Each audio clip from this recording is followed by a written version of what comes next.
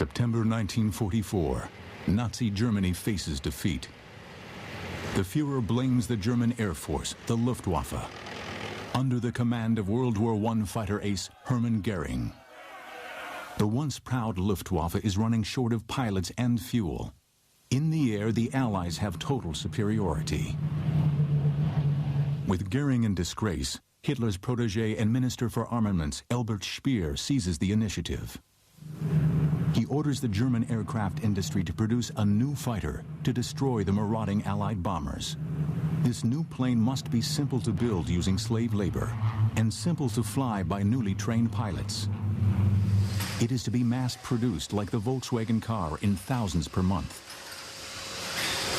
With every remaining able-bodied adult male needed in the army on the Eastern Front, the new plane is to be flown by teenage boys of the Hitler Youth. These pilots will be trained hurriedly on gliders. Because the sands of time are running out for Nazi Germany, Speer declares the new fighter must be designed, built, and put into production in the space of only 90 days. The new fighter will be called the Volksjäger, or People's Fighter.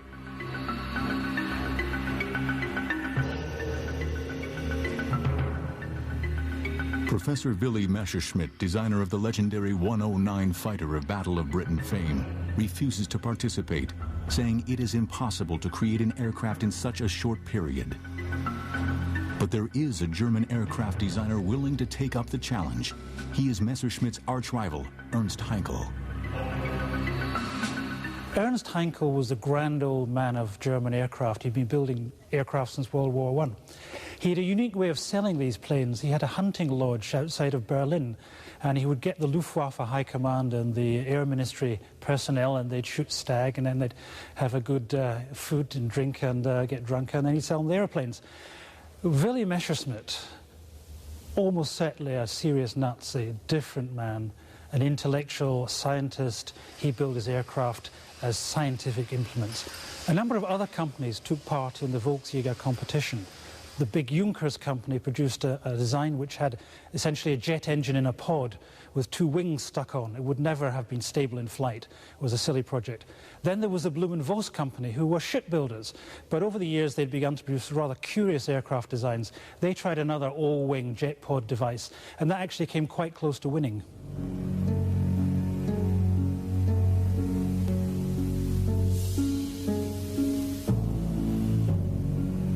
After the HE-178, Heinkel built the world's first jet fighter, the HE-280. It flies in 1941. But the Luftwaffe High Command do not see the new jet as urgent, and it is not put into production. Hitler's eyes are on a blitzkrieg attack on Russia.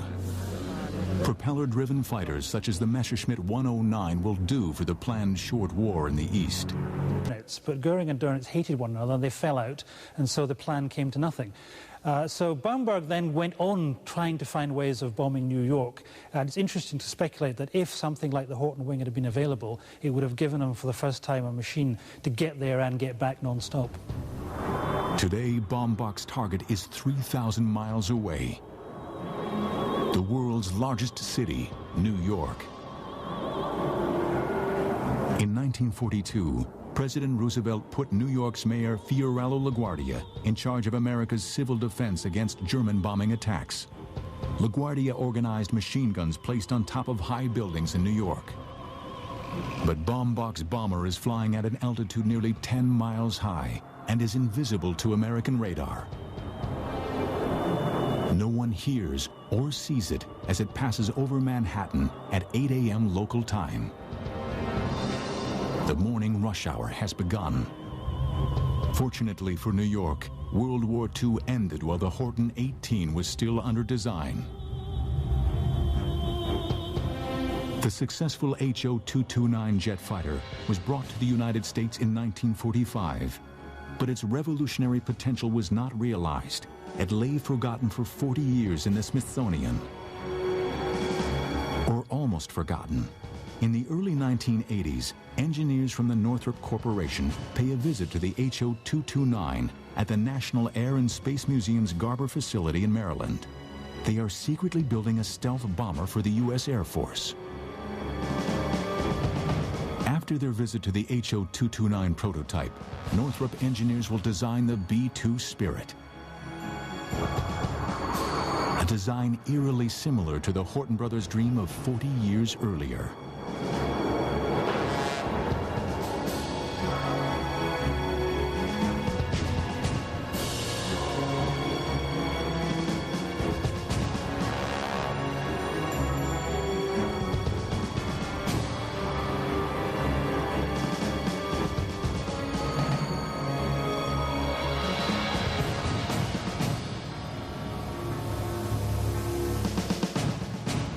Hitler's aircraft and rocket designers were men of genius.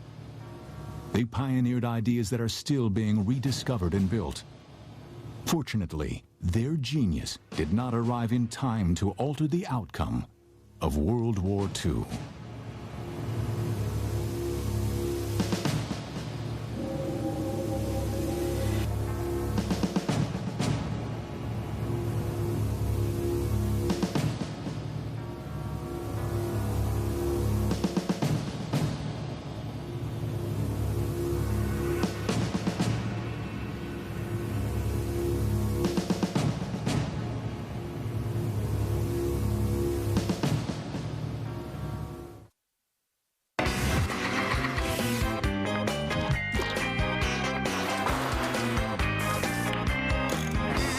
No one said maintaining a home was easy.